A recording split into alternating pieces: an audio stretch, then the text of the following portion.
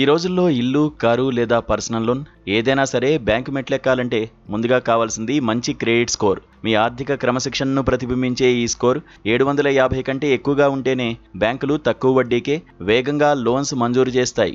ఒకవేళ credit score తక్కువగా ఉంటే బ్యాంకు నుంచి లోన్ రావడం కష్టమవుతుంది. మరి మీ క్రెడిట్ స్కోర్ను పెంచుకుని ఆర్థికంగా స్ట్రాంగ్ అవ్వాలంటే 5 కీలక అలవాట్లను అలవాటు చేసుకోవాలని ఆర్థిక నిపుణులు చెబుతున్నారు. ఆర్థిక చరిత్రను బలోపేతం చేసుకోవడంతో పాటు క్రెడిట్ స్కోర్ను పెంచుకోవచ్చని అంటున్నారు. ముఖ్యంగా మీ ఆర్థిక చరిత్రను ప్రభావితం చేసే అత్యంత ముఖ్యమైన అంశం మీ చెల్లింపుల చరిత్రే. ఒక్క ఈఎంఐ లేదా క్రెడిట్ కార్డు బిల్లు చెల్లింపు లేట్ అయినా లేక కట్టకపోయినా ఆ ముద్ర మీ క్రెడిట్ నివేదికపై కొన్నేళ్ల పాటు నిలిచిపోతుంది. ఇది ఫ్యూచర్లో లోన్స్ ఇచ్చే సంస్థల వద్ద ఒక హెచ్చరికలా పనిచేస్తుందంటున్నారు నిపుణులు. గతంలో చెల్లింపుల్లో ఏమైనా ప్రాబ్లమ్స్ ఎదుర్కొని ఉన్నప్పటికీ ఇప్పటి నుంచి క్రమం తప్పకుండా గడువు తేదీలోగా బాకీలు కట్టడం మొదలు పెట్టాలి. అప్పుడే మీ స్కోర్ మళ్లీ పెరుగుతుందని సూచిస్తున్నారు.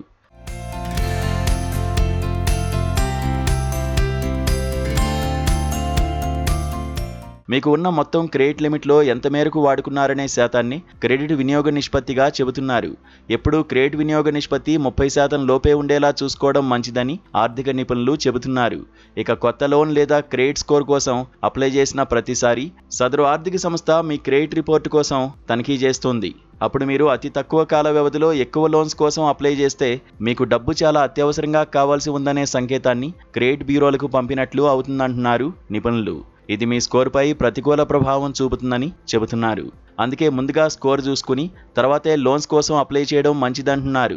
మరోవైపు పాత క్రెడిట్ అకౌంట్లను క్లోజ్ చేయడం వల్ల మీ సగటు క్రెడిట్ ఖాతా వయసు తగ్గిపోతుంది. ఇది మీ స్కోర్ను దెబ్బతీసే ఛాన్స్ ఉందంటున్నారు నిపుణులు.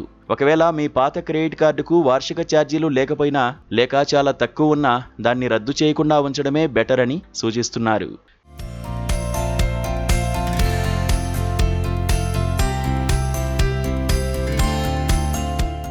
క్రెడిట్ నివేదికల్లో కొన్నిసార్లు సాంకేతిక తప్పిదాలు చోటు చేసుకోవచ్చు.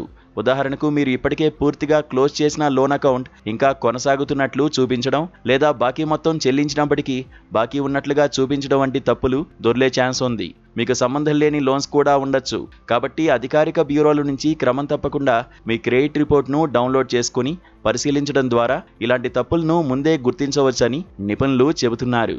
ఏదైనా తప్పు మీ దృష్టికి వస్తే సదరు క్రెడిట్ బ్యూరోకు అధికారికంగా ఫిర్యాదు చేసి సరిదిద్దుకోవచ్చని అంటున్నారు. ఇలా చేస్తే క్రెడిట్ స్కోర్ పెరిగే అవకాశం ఉందని తెలిపారు.